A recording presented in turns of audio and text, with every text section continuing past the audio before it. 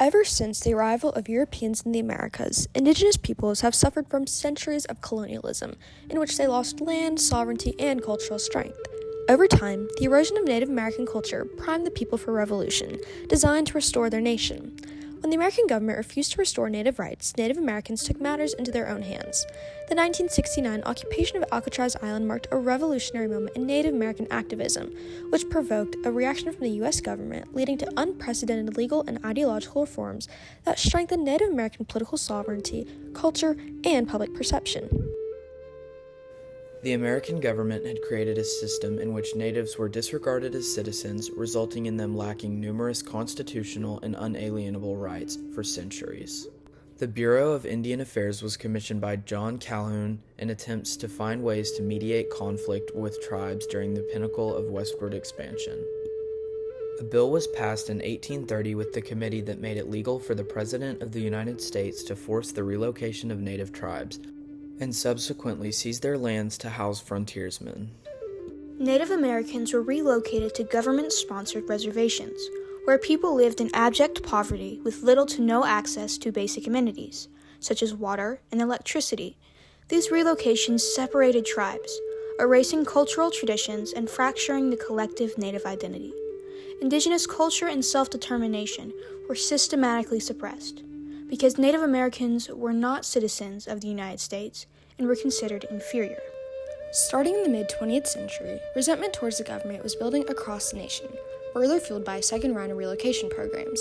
This time, poor conditions on reservations and government initiatives promising prosperity forced Native Americans to move to urban cities, resulting in a diaspora.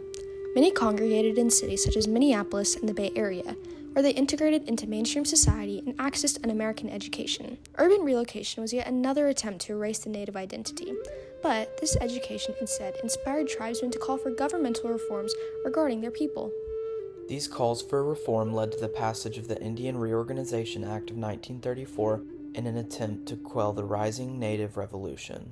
It restored Native rights to self-governance, allowed for members to continue practicing their traditional religion. As a result, many Native American communities began to see cultural and political revivals, while younger generations gained the confidence to pursue activism.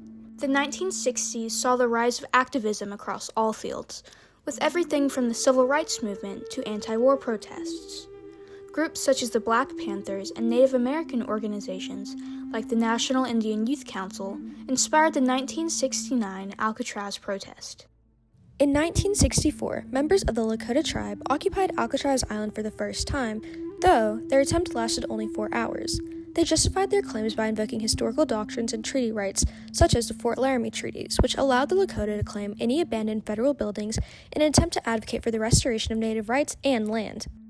The 1964 attempt might have ended in failure, but it gained the attention of a younger group of Bay Area Native Americans. On November 20th, 1969, a group calling themselves the Indians of All Tribes officially claimed Alcatraz Island by right of discovery. But what was intended to be a temporary publicity stunt soon escalated into a draw-out occupation promoting indigenous land rights and sovereignty while condemning colonial injustices and deplorable conditions on reservations caused by the U.S. government. Early on, two key leaders emerged, Richard Oakes and Lenata Boyer. Together they established a leadership structure based on equality and became the main advocates for the Indians of all tribes. Oakes went on to be the figurehead of the occupation and issued the Alcatraz Proclamation, while Lenata was a key leader among the college students in Bay Area universities. The Alcatraz Proclamation was the official declaration that marked the catalyst of the occupation. It mimicked former decrees of the American government when claiming native land, highlighting the injustice of those actions. In this proclamation, the Indians of all tribes offered to buy Alcatraz Island for $24 in glass beads and red cloth, which matched the original price of Manhattan Island by Europeans, including inflation costs.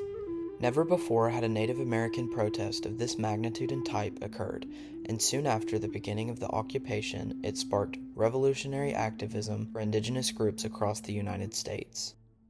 The Indians of all tribes placed cultural tradition and political sovereignty at the forefront of their movement, making sure to preserve their traditional way of life and adapt it to a modern age. The methods used to achieve change were also revolutionary for Native Americans. The Alcatraz protest directly demanded government attention, cleverly used media, and united all generations and backgrounds, strategies that would come to define all following Native American activism. As the media coverage of the occupation of Alcatraz reached Americans across the country, the protesters gained mass sympathy from the public and brought injustices to the forefront of the public mind. Native Americans flocked to the island to join the protest, while everyday Americans from diverse backgrounds donated or voiced their support. Early on, the American government reacted harshly to the occupation of Alcatraz. Congress tried to send in the Coast Guard to disrupt the protest, but Nixon vetoed their attempts because the Native Americans had amassed public support. Instead, the U.S. government began to deny the activists essential supplies, such as water, to quietly force an end to the occupation. As supplies dwindled and the initial excitement faded, the occupation's strength declined, and fighting spread amongst the people while the prison's austere conditions began to take a toll on daily life. In a power play by a rival leader, Richard Oakes' 12-year-old daughter was pushed down concrete stairs, sustaining injuries that led to her death. Oakes immediately withdrew from Alcatraz. Meanwhile, arson and drug usage led to bad media portrayals until only 14 activists remained. On June 11, 1975, federal marshals forcibly removed them, bringing an end to the 19-month occupation. While the occupation of Alcatraz ended anticlimactically with seemingly no lasting change, its impacts were far from over. The American Indian Movement, the most influential and prominent Native American organization, was inspired by the occupation of Alcatraz. They utilized many of the same strategies during their occupation of the Bureau of Indian Affairs and Wounded Knee, which they conducted with the goal of political representation. Around the same time, the Red Power ideology that started with the occupation gained traction. The movement for Native rights also gained support from influential figureheads in the community, one being the firm Arnold & Porter, a trailblazing company for natives in law, leading to more cases in D.C. being expedited, which helped the natives being charged for complicity during the occupation.